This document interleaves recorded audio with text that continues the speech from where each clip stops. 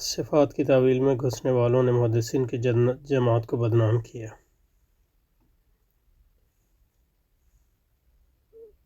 اور ان کو مجسمہ کہا۔ واستطال هؤلاء الخادعون على معاشر أهل الحديث وسموهم مجسمة ومشبهة وقالوا هم المستترون بالكفة وقد وضح علي وضوحا بينا أن استطالتهم هذه ليست بشيء وأنهم مخطئون في مقالتهم رواية ودراية وخاطئون في تعليم أئمة الهدى۔ یہ تقریباً پہلی جلد کے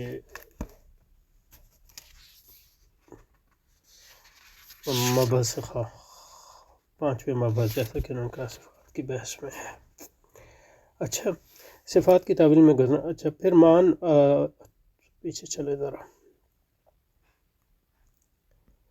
پھر بعد آپ نے صفات الہیہ کے معنی تفصیل سے بیان کیے، یعنی ان کی تعویلات کی۔ یعنی صفات کے معنی تفصیل سے بیان کرنے کا مطلب ان کی لازماً ان کی تعویل کرنا تو نہیں ہے۔ بہرحال جب بات آئے گی تو اس وقت کریں گے۔ اور بات یہاں سے شروع کی ہے کہ ہمارے لیے جائز ہے کہ ہم صفات کے ایسے معنی سے تشریح کریں جو اظہار حقیقت میں ان تعویل کرنے والوں کی باتوں سے اقرب اور زیادہ ہم آہنگ ہیں، جو اظہار حقیقت میں ان تعویل کرنے والوں کی باتوں سے اقرب اور زیادہ ہم آہنگ ہیں۔ یہ بات نہیں ہے کہ میں ان تعویل کرنے والوں کی باتوں۔ پہلی بات تو یہ ہے کہ تعویل کا مطلب بیان کرنا چاہیے تھا۔ تعویل کے کئی معنی ہیں۔ بہرحال یہ جب بات آئے گی تو بات، ابھی تو یہ مقدمہ ہی چل رہا ہے۔ اس سے یہ بات بخوبی واضح ہو جاتی ہے کہ اب اشعری ضرور ہے۔ مجھے تو اس کے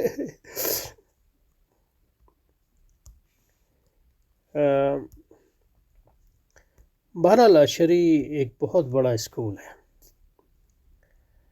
بہت بڑا مکتبہ فکر ہے۔ اس میں پھر اشاعرہ کے ہاں امام اشاعرہ ایک اسکول ہے، اور پھر جو امام اشعری کا اپنا مسلک اور ان کے کم از کم دو اس میں دھارے ہیں، ایک تفویض والا اور ایک تعویل والا۔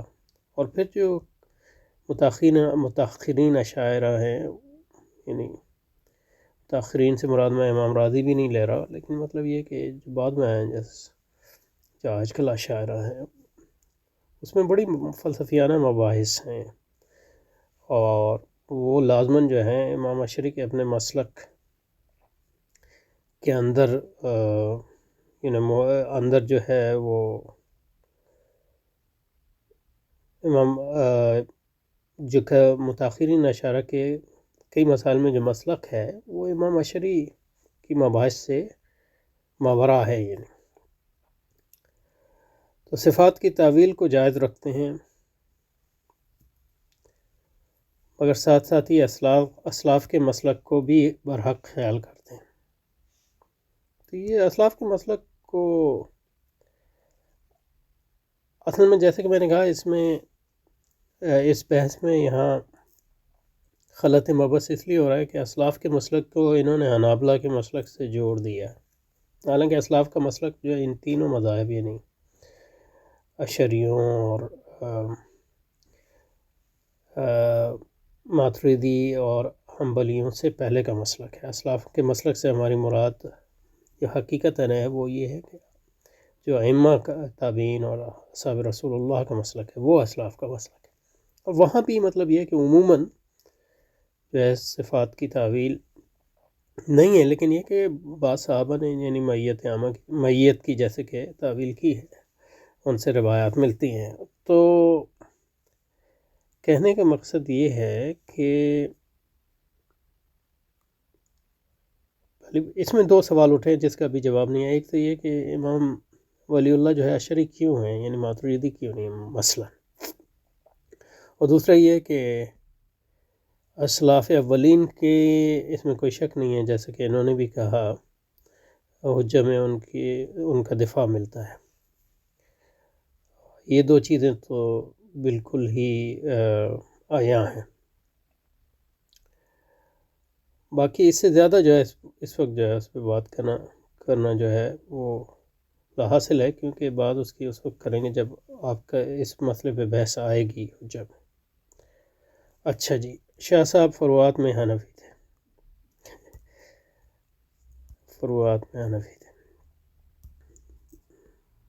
حضرت شاہ صاحب مقلد اور عملاً حنفی تھے، مقلد اور عملاً حنفی تھے۔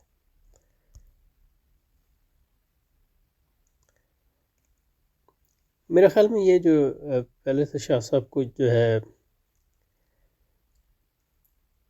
جیسے کہ انہوں نے خود اپنے قلم سے تحریر فرمایا، یہ تحریر خدا بخش لائبریری میں صحیح بخاری کے ایک نسخے پر ہے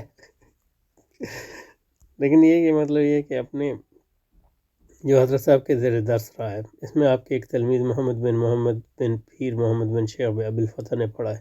تلمید مذکور نے درسی کی بخاری کی تاریخ 6/1159 لکھی ہے۔ جمنا ندی کے قریب جامع فیروزی میں کتاب ختم ہونا لکھا ہے۔ اس کے بعد حضرت شاہ صاحب رحمۃ اللہ نے اپنے ہاتھ سے اپنی سند امام بخاری تک لکھ کر تلمید مذکور کے لیے سند اجازت تحدیث لکھی ہے، تحدیث اور آخر میں اپنے نام کے ساتھ یہ کرا عمری نسبنا دہلوی وطن الراشقید وصوفی طریقۃ حنف عملا ولا حنف شافی تدریسا خادم التفسیر والحدیث والفقہ والعربی والکلام۔ ٹھیک ہے، اس تحریر کے نیچے حضرت شاہ صاحب رفیع الدین دہلوی نے یہ عبارت لکھی ہے کہ بے شک یہ تحریر بالا میرے والد محترم کی قلم کی لکھی ہوئی ہے۔ مطلب یہ کہ شاہ صاحب جو ہے، اس میں کوئی شک نہیں ہے کہ وہ بنیادی طور پہ ایک حنفی عالم ہی ہیں، پھر مطلب یہ کہ محدث ہیں، لیکن اس کا یہ مطلب نہیں ہے کہ آپ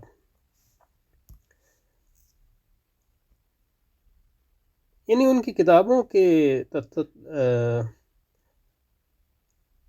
سے دیکھنا چاہیے کہ وہ عملاً کس مذہب پہ چلتے ہیں۔ یہ کوئی اتنی بڑی لمبی بحث نہیں ہے، مطلب یہ بحث اس لیے بن گئی ہے کہ کیونکہ اب ہمارے ہاں جو ہے وہ حنفی اہل حدیث کا جھگڑا ہے، تو اہل حدیث ہی شاہ صاحب کی طرف اپنے آپ کو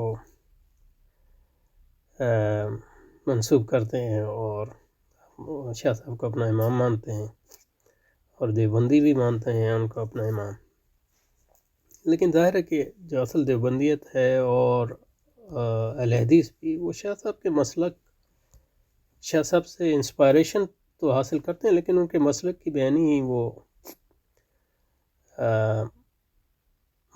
تجسیم تو نہیں ہے، کیونکہ شاہ صاحب ظاہر غیر مقلد تو اس لحاظ سے نہیں ہے جس طرح جو ہے ہمارے ہاں غیر مقلد ہیں، جبکہ وہ ٹھیٹھ حنفی بھی دیوبندیوں کی طرح نہیں ہیں۔ تو اور دیوبندی جو ہیں شاہ صاحب کی امامت کا بھی دعویٰ کرتے ہیں، لیکن یہ کہ وہ حنفی بھی رہنا چاہتے ہیں، تو پھر اس سے یعنی مطلب یہ ہے کہ ایک جو آرگیومنٹ ہے، جو اس میں جھول پیدا ہوا ہے، تو اس میں مطلب یہ ہے کہ صریح ہونا چاہیے، اس میں مطلب یہ ہے کہ اوپن، یعنی خاص طور پہ آپ کتاب جب لکھ رہے ہیں یا شرح پڑھا رہے ہیں یا شرح لکھ رہے ہیں، تو آپ کو یعنی مطلب یہ ہے کہ اپ فرنٹ ہونا چاہیے۔ اس سے کیا فرق پڑتا ہے کہ علاوہ تقلید کی ضرورت پیش فرماتے ہوئے حضرت شاہ صاحب نے حجت اللہ بالغہ کی قسم اول کے تتمہ کے آخری فصل میں تصریح فرمائی کہ مذاہب اربعہ کی تقلید کے جواز پر کل امت مرحومہ یا اس کے معتبر حضرات کا اجماع ہو چکا ہے۔ اجماع یعنی اجماع حقیقی تو نہیں ہو سکتا ہے، یعنی کنسنسس، جنرل کنسنسس، یعنی جمع غفیر اس پہ جمع ہو چکا ہے، تو اس میں کیا شک ہے۔ اور تقلید ائمہ میں کھلی مسائل شرعیہ موجود ہیں، خاص طور پہ مطلب یہ ہے کہ تدریساً، اور ہمارے ہندوستان میں مطلب یہ ہے کہ فقہ حنفی ہی بنیاد ہے، اس کو یعنی فقہ حنفی کی یعنی دشمنی جو ہے وہ اس بنیادی طور پہ اسلام دشمنی ہی بن جاتی ہے۔ آپ جو ہے لوگوں کو اگر حنفیت سے دور کریں گے تو بیسیکلی آپ ان کو اسلام ہی سے دور کریں گے عملاً، تو یہ ایک الگ بات ہے، اس میں کوئی شک نہیں ہے. لیکن یہ دوسری طرف یہ ہے کہ یہ کہنا کہ مطلب مذاہب اربعہ کے علاوہ جو ہے کوئی اور مذاہب نہیں ہیں، یا مطلب یہ ہے کہ ظاہری طریقے کو رد کرنا، حالانکہ مطلب ظاہری مذہب بھی مذاہب اہل سنت میں سے ہے، اور دوسرے مذاہب بھی اہل سنت کے تھے جو مندرس ہو گئے. اور جو ہمارے اہل حدیث کا طریقہ ہے وہ بھی ایک مطلب یہ کہ ایک لحاظ سے شاہ صاحب ہی سے نکلا ہے، اور ان کے شاگردوں سے، اور اس کا بھی جواب ہے. اس میں جھگڑے کرنے کی کوئی ضرورت نہیں ہے. اور مطلب یہ ہے کہ جو اہل حدیث حضرات کی غلطی ہے ہمارے وہ یہ ہے کہ ایک تو یہ کہ وہ سعودی عرب کے بن گئے ہیں ایجنٹ ہمارے یہاں. وہ مطلب سعودی عرب تو استعماری حکومت ہے، اس کا اسلام سے کوئی تعلق نہیں، تو اس لحاظ سے اس میں بڑی خرابیاں پیدا. دوسرا یہ ہے کہ وہ حنفیوں کو اہل حدیث بنانے، یہ نہیں اہل حدیث بنانا تو ہندوؤں کو بناؤ، عیسائیوں کو بناؤ، مسلمانوں کو اہل حدیث بنانے کا کیا مقصد ہے؟ ان میں سے جو بننا چاہیں گے بن جائیں گے. لیکن یہ کہ تو اس لیے عملاً جو ہمارے یہاں اہل حدیث تحریک ہے اس کا جو اثر ہوا ہے وہ اسلام کو کمزور کرنے کا اثر ہوا ہے عام افراد میں.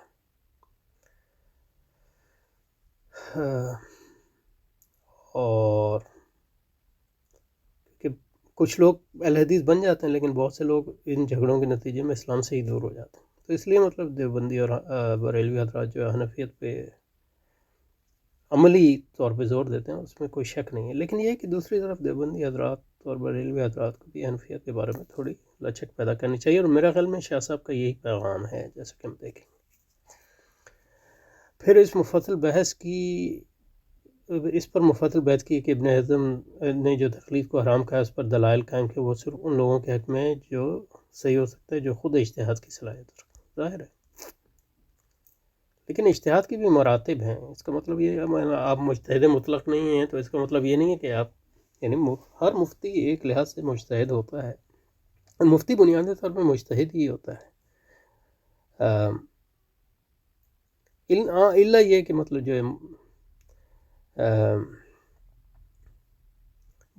جو مفتی مطلب کتابوں سے جو مسائل مدون ہو چکے ہیں ان کو نقل کرتے ہیں، اس کے لیے تو اجتہاد کی ضرورت نہیں ہے. لیکن یہ کہ ایک نئے مسئلے میں رائے قائم کرنا، چاہے وہ آپ حنفی مذہب ہی کے اصولوں کے مطابق قائم کریں، وہ اجتہاد کی ایک قسم ہے. اجتہاد کی 5-6 درجات ہیں. تو تقلید کے بارے میں جس طرح مطلب ایک لحاظ سے آپ دیکھیں تو یہ جو اہل حدیث یا غیر مقلدین پیدا ہوتے ہیں اس لیے ہوتے ہیں کہ آپ نے تقلید میں غلو کیا اور اس میں جو وسعت ہے اس کو استعمال نہیں کیا. تو ایک غلو جو آپ ایک چیز میں کرتے ہیں تو وہ اس کی ضد کو جنم دیتا ہے. تو آپ کہیں کہ تقلید جو ہے اس پہ اجماع ہے، اور ائمہ اربعہ کی تقلید پہ اجماع ہے، اور اس اجماع کو حقیقی اجماع یعنی مانے جو جس کی مخالفت جو ہے اتباع غیر سبیل المومنین ہوئے، تو یہ ایک مطلب زیادتی ہے. اجماع یعنی پریکٹیکل اجماع جنرل سینس میں، لیکن وہ اجماع حقیقی نہیں ہے جس کی مخالفت جو ہے حرام ہے. جو خود اجتہاد کی صلاحیت رکھتے ہیں، حدیث رسول صلی اللہ علیہ وسلم کا پورا علم رکھتے ہیں، اور ناسخ منسوخ وغیرہ کے امور سے واقف ہیں، ظاہر ہے اس کے بغیر تو اجتہاد کا کوئی مقصد نہیں ہے. یا ان جاہلوں کے حق میں صحیح ہو سکتا ہے جو کسی کی تقلید اس عقیدے سے کرتے ہوں کہ اس شخص سے کوئی غلطی اور خطا ممکن نہیں، وہ اس تقلید کسی بھی مسئلے کو چھوڑنے کے لیے تیار نہ ہو. تو ہمارے ہاں کی تقلید اسی طرح کی ہے، لاٹ آف خواہ اس کی بڑی سے بڑی دلیل بھی کیوں نہ آ جائے. تو یہ نمبر 2 ہمارے یعنی ہندو پاک پر کچھ نہ کچھ تو صادق آتی ہے اس میں، اگر مطلب انصاف سے کام لیا جائے. یا اس شخص کے حق میں سے یہ جو مثلا حنفی ہونے کی وجہ سے کسی شافی سے مسائل دریافت کرنا جائز ہی نہ سمجھتا ہو، تو ہمارے یہاں یہ بھی ہے. اس کے بعد یا حنفی شافی امام کے پیچھے جائز نہ سمجھتا ہو، ہمارے ہاں ہے. یعنی آپ شافی کی کیا بات کرتے ہیں، حنفی کے پیچھے نہیں پڑتے. اللہ انا للہ و انا الیہ بہرحال لیکن تقلید کو اس شخص کے حق میں نادرست نہیں کہہ سکتے جو دینی امور کا ماخذ مسلم کے اقوال کو سمجھتا ہو، حلال و حرام صرف ان چیزوں کو سمجھتا ہو جو ان کو خدا اور رسول خدا نے حلال و حرام کیا۔ ایسا شخص اگر بے علمی کی وجہ سے کسی عالم دین کو تباہ کرے اور اس غلطی کی صورت میں صحیح بات کو تسلیم کرنے کے لیے ہر وقت تیار، تو ایسے شخص کی تقلید پر نکیر کرنا کس طرح صحیح نہیں ہے۔ یہ صحیح بات ہے، لیکن اب یہ محل نظر ہے کہ ہمارے ہاں جو تقلید ہے وہ اس قسم کی ہے کہ نہیں۔ تو اس میں کوئی شک نہیں ہے کہ مطلب یہ کہ تقلید جو ہے ہم جیسے جاہلوں کے حق میں تو یعنی واجب ہے۔ فَاسْأَلُوا أَهْلَ الذِّكْرِ إِن كُنتُمْ لَا تَعْلَمُونَ، کیونکہ افتاء اور استفتاء کا طریقہ عہد نبوت سے اب تک برابر چلا آ رہا ہے۔ ضرورت اس کی ہے کہ ہم کسی فقیہ کو موحى الیہ یا معصوم نہ سمجھیں، یعنی نظری طور پہ تو کوئی نہیں سمجھتا، لیکن کیا عملاً بھی اس طرح ہے کہ نہیں، اس کی بات ہے۔ شاہ صاحب کو دوسروں کی یہ اس گفتگو انشاءاللہ جلد 2 میں آئے گی۔ تقلید کے ثبوت پر ایک ناطق شہادت ہے، یعنی تقلید کی ثبوت تو قرآن سے ہے، وَاسْأَلُوا أَهْلَ الذِّكْرِ إِن كُنتُمْ لَا تَعْلَمُونَ، لیکن یہ کہ فَاسْأَلُوا أَهْلَ الذِّكْرِ، لیکن شاہ صاحب کی اہمیت یہاں اس لیے ہے کہ وہ غیر مقلدین بھی ان کو امام مانتے ہیں، اور کم از کم دیوبندی تو مانتے ہی ہیں، گو کہ بریلوی تو شاہ صاحب کو یعنی کہتے نہیں ہیں، لیکن بنیادی طور پہ وہ شاہ صاحب کو مائنس کرتے ہیں۔ بریلویوں یعنی شاہ عبدالعزیز محدث دہلوی کو تو مانتے ہیں لیکن شاہ صاحب کو نہیں۔ علاوہ ازیں اس جلد میں بھی مبحث خامس کے باب 2 میں حضرت شاہ صاحب رحمۃ اللہ نے مجتہدین کی طرف سے دفاع کیا ہے۔ ان کی تقلید کو غیر اللہ کو رب بنانا نہیں ہے، نہیں ظاہر ہے نہیں ہے، وہ تو یعنی ان کی تقلید اس لیے کہ وہ علم ہے ان کے پاس، اور تقلید کی بھی درجات ہیں، یعنی ایک عالم جو ہے امام ابو حنیفہ کی تقلید کرتا ہے اور ایک عامی تقلید کرتا ہے، اس میں بڑا فرق، اور پھر علماء کے اندر بھی فرق ہے، یعنی کوئی عالم امام ابو حنیفہ کی تقلید ان معنوں میں کرتا ہے کہ وہ آپ کے اصولوں کو مانتا ہے، لیکن ان اصولوں کی اپلیکیشن جو ہے اپنے علم کی بنیاد پہ کرتا ہے، وغیرہ وغیرہ۔ یہاں پہ رکیں، ختم ہو رہا ہے تو اس کو کر لیتے ہیں۔ تدریساً حنفی اور شافعی ہونے کا مطلب، اور تدریساً نہیں، سب پڑھانے کے اعتبار سے حنفی اور شافعی ہونے کا مطلب یہ ہے کہ سب تصنیف بھی تدریسی ہے۔ شاہ صاحب کی پابندی کہ ہر مسئلے میں حنفیت کو ترجیح دیں، یعنی حنفی اور شافعی جب آپ پڑھتے ہیں فقہ تو اس میں مطلب مذہب پہ معین کو فالو کرنا یہ عملی طور پہ جو ہے وہ ضروری ہے، کیونکہ اس کے بغیر کوئی ڈسپلن نہیں ہوگا۔ تو شاہ صاحب نے حنفی یعنی آپ کی جو ساری تدریس اور آپ کی ساری تعلیم تھی وہ حنفی مذہب میں تھی، پھر مکہ گئے اور مدینہ گئے تو وہاں شافعی مذہب بھی پڑھا، تو پھر جب پڑھاتے تھے تو حنفی مذہب کے مطابق بھی پڑھاتے تھے، شافعی مذہب کے مطابق بھی پڑھاتے تھے، اور تصنیف میں بھی اسی طرح ہے، کیونکہ تصنیف کو آپ یہ نہیں کہہ سکتے کہ وہ فتویٰ دے رہے ہیں، اور نہ تدریس کو آپ کہہ سکتے ہیں کہ اس میں فتویٰ دے رہے ہیں، تو وہ تو تعلیم ہے، اور تعلیم میں تو آپ جو ہے، کیونکہ جب آپ فتویٰ دیتے ہیں تو اس میں تو جو مستفتی کا حال ہے وہ بہت زیادہ اہم ہوتا ہے، فتویٰ کس کو دے رہے ہیں، وہ یعنی اس کا علاقہ کیا ہے، کہاں ہے، تو اس لحاظ سے آپ فتویٰ جو ہے ان معاملات یعنی فتویٰ آپ دیں جو آپ کے نزدیک مرجوح ہو، وہ بھی آپ دے سکتے ہیں، اس لیے کہ جب آپ فتویٰ دیتے ہیں تو اس میں جو مستفتی کا حال ہے وہ زیادہ اہم ہوتا ہے، تو ہر مسئلے میں حنفیت کو ہی کو ترجیح دیں۔ آپ کے نزدیک ظاہر دلائل سے جو مذہب راجع ہوتا ہے اس کو ترجیح دیتے ہیں، مگر عمل کا وقت آتا ہے تو فقہ کے مطابق عمل کرتے ہیں۔ اب عمل اپنا یہ نہیں ہے کہ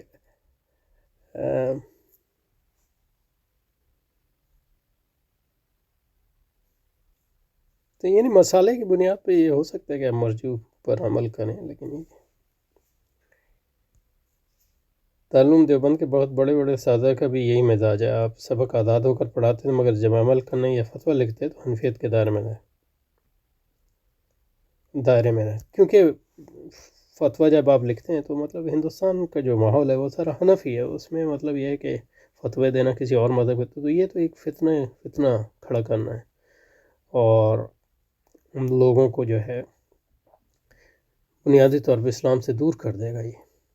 تو یہی فرق ہے، مطلب یہ کہ دیوبندیوں کی حنفیت اور کم از کم عمومی طور پہ دیوبندیوں کی حنفیت اور کم از کم وہ دیوبندی جو شاہ صاحب کو جینوئنلی فالو کرتے ہیں ان کی حنفیت اور باقی جو غالی دیوبندی حنفیت ہے یا غالی بریلوی حنفیت ہے، اس میں فرق یہی ہے کہ جو شاہ صاحب سے انسپائرڈ حنفیت ہے اس کی بنیاد مسالے دینی ہے، جبکہ جو غالی حنفیت ہے وہ سمجھتے ہیں کہ حنفیت جو ہے یعنی تھیوریٹیکلی تو نہیں، پریکٹیکلی وہ سمجھتے ہیں کہ وہ ہمیشہ حق ہی پہ ہے. اور شافی دیوبندیت اور حنفیت اور ظاہریت یا حنفیت اور شافیت کے درمیان جو اختلافات ہیں وہ حق و باطل کے اختلافات بنا دیتے ہیں، حالانکہ وہ اجتہادیات میں. اور اس کی وجہ خود شاہ صاحب نے اپنی تالیفات میں بیان کی. اسی مذہب کے حق ہونے کے دو معنی ہیں، ایک یہ کہ وہ مذہب قرآن و حدیث کے نصوص کے ظاہری معنی کے موافق، دوم یہ کہ وہ مذہب نصوص کے مقصود و مضان کے موافق مقصد ہے. تو جب آپ مقصد کی طرف جاتے ہیں تو مقصد میں پھر جو ہے حال مستفتی بھی آ جاتا ہے، یعنی جس کو آپ فتویٰ دے رہے ہیں اس کا حال. چنانچہ آپ نے کسی جگہ مذہب شافعی کی ترجیح دی ہے تو وہ پہلے معنی کے اعتبار سے ہے، اور حق کسی مسئلے میں مذہب حنفی میں ہوتا ہے دوسرے معنی کے اعتبار سے. ضروری نہیں ہے، مطلب یہ کہ ہو سکتا ہے، یعنی یہ دیکھنا پڑے گا، کیونکہ باوجود یہ کہ اس وسعت نظر کے حضرت شاہ صاحب حنفی ازم موجود ہے وہاں، تو مطلب اس سے کیا فرق پڑتا ہے کہ شاہ صاحب مطلب یہ ہے کہ عملاً بھی سمجھتے ہوں کہ شافعی مذہب جو ہے بہت سے مسائل میں حق ہے، لیکن صرف یعنی عملاً بھی اور علماً بھی، لیکن یہ کہ آپ نے اس کو پروپیگیٹ اس لیے نہیں کیا کہ وہ یعنی ہندوستان کے ماحول سے موافق نہیں تھا. تو یہ بھی تین کا مقاصد میں سے. اس کی تفسیر مولانا سندھ رحمۃ اللہ کے کتاب الہام الرحمن فی تفسیر القرآن میں ہے. یہ کتاب میں نے کبھی دیکھی نہیں ہے، دیکھنی چاہیے. علاوہ شاہ صاحب کو دوسرے حنفی تھے، شافعی تھے یا مالکی کچھ بھی تھے، مگر غیر مقلد ہرگز نہیں تھے. یہ ظاہریت تو ایک باطل مکتبہ فکر ہے، اور اس کی بنا انکار اجماع قیاس نہیں ہے. یہ اب اجماع فرعی کے انکار جو ہے اس کو، اور نہ قیاس کا انکار کس طرح ہے. یعنی ہمارے اب مجھے نہیں پتہ اہل حدیث ہمارے یہاں قیاس کا انکار کرتے ہیں کہ نہیں، لیکن یہ کہ ظاہری مکتبہ فکر اہل سنت کے مذاہب میں سے ہے. اب اس کو یعنی نہ مانتے ہیں یہ اور بات ہے، لیکن اس کو کہنا باطل ہے تو یہ بڑی زیادتی ہے. شاہ صاحب نے اقت الجید میں اور حجہ کی قسم اول کے تتھم میں اس کی صراحت کی، واللہ یاد دیکھیں گے اس وقت، لیکن یہ کہ یہ زیادتی نظر آتی ہے واللہ اعلم. اچھا جی، یہاں رکھتے ہیں، پھر آگے جاری رکھیں گے. السلام علیکم.